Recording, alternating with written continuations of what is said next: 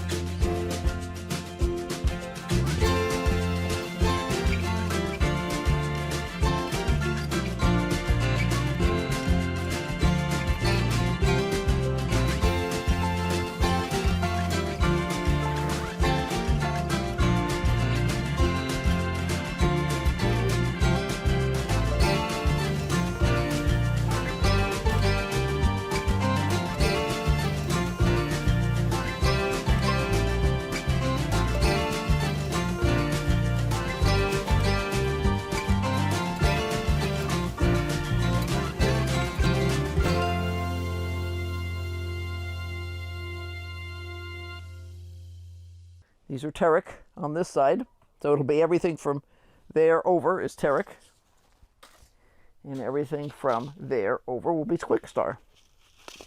We did not talk about the fact that, like, I know that these are both kohlrabis, and I've grown them both before, so I know kind of what I can deal with in terms of how I put them into my pots. When I get a number, say, let's see what Hercules has to say. This thing here says, sow the seeds 3/4 to 1 inch apart, 1/4 to a 1/2 inch deep, and then irrigate. Thin the seedlings to 3/4 to 2 inches apart, depending on the size of the root you want, because when you crowd carrots, they will wind up skinnier and sometimes a little longer. I am more likely to just choose the larger of that two numbers, in this case 2 inches. I think it's always a good guideline. If you find something's not working right, for instance, my purple Vienna kohlrabi has never grown right. I tried it. This is my second or third try. We blamed it last year on the fact that it was too cold in here. And maybe it still is too cold. Now, the Quickstar is doing fine, but the purple Vienna is not. I moved the purple Vienna, so I transplanted, and you can transplant kohlrabi. So in fact, sometimes if I don't have space, I will start kohlrabi in a starter tray, and then I'll transplant it, and it's just fine. I'm doing two things. One is I am testing varieties. Like here, I'm testing the Quickstar against the Terrick. We know that we like the flavor of both of those. My brain says we like Terrick flavor better than any of the other kohlrabis we've tried. Sometimes when you've been short on a vegetable for a while and then you get it, it tastes so much better because you've been missing it. So I want to be able to pull these at the same time and literally sit there on the cutting board and say, okay, hon, here's two different kinds of kohlrabi. I'm not telling you which kind is which. tell me which you like the flavor better.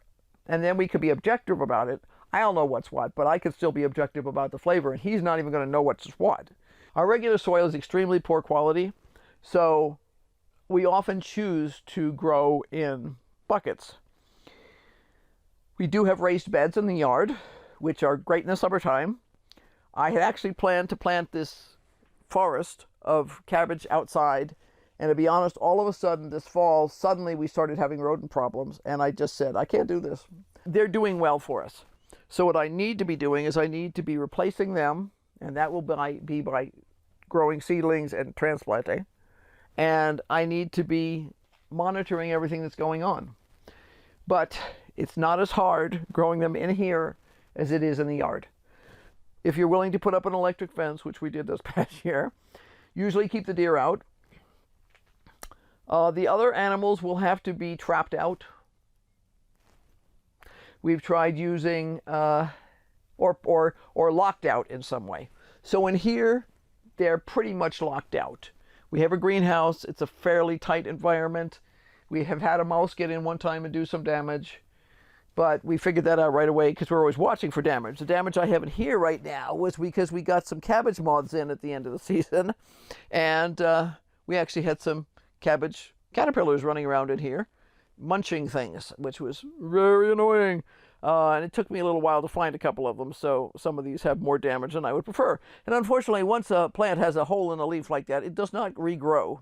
But we've been very happy with our results here this fall, and we will continue to grow inside. And I know from experience, if I plant anything in the garden at this time of year, the rodents will be on it like white on rice. It's just, you know, amazing. Because there's a lack of greenery outside right now. If you were growing in your garden, I do pretty much the same stuff as what I did here. Before we're ready to plant, I add multiple bags of compost. I add the Haas organic slow release fertilizer, and I stir it all together, smooth it out, get out as many rocks, make sure there's no weeds, and then I plant. So it's not dramatically different. This is just kind of a small scale version. If you are going to be planting at odd times of the year, which can be any time of the year here, you need to consider whether you might have to cover your plants. So, for instance, the last 2 years we have had multiple hailstorms. Prior to that, we were only having a hailstorm about every 4 or 5 years. And this year we had more than one hailstorm. Previous year we just had one. But the amount of damage that a hailstorm can do, you'll hear sometimes on the news, there was a big storm in the Midwest and the hailstorm did a terrible amount of damage to the agricultural products. You know, entire crops lost, and you're like, how can that be? Well, because it literally beats the plants to death. I usually in the garden will have row covers of some sort, usually a floating row cover. It looks like a white blanket, and the thickness can vary depending on what it's made out of and how thick it is and all that sort of thing.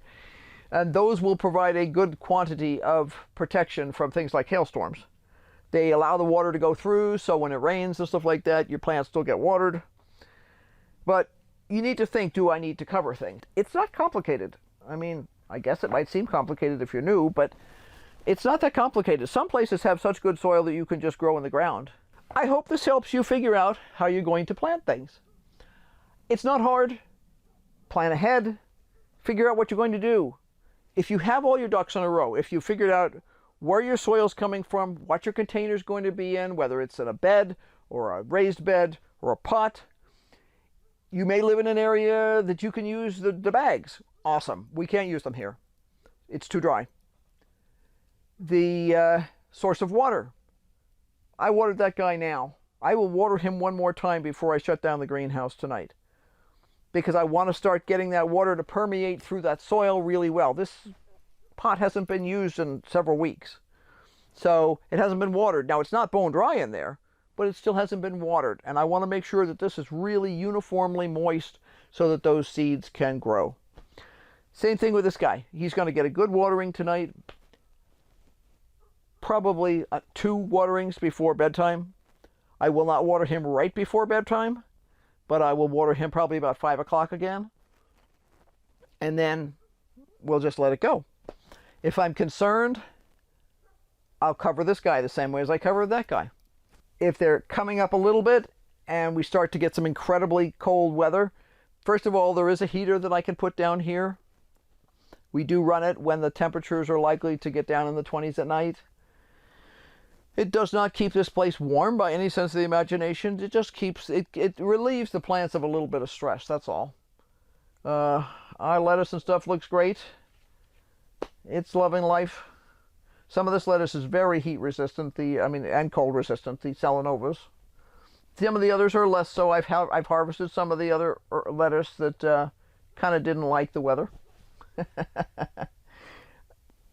And that's okay, because we ate it and it was delicious. No waste. So be sure to like, subscribe, and hit that notification bell, because we have lots of hints and tips that will make your gardening life easier. So until next time, bye. And be sure to brainstorm. You need to brainstorm to get your ducks in a row so you can figure out what you're doing. Bye.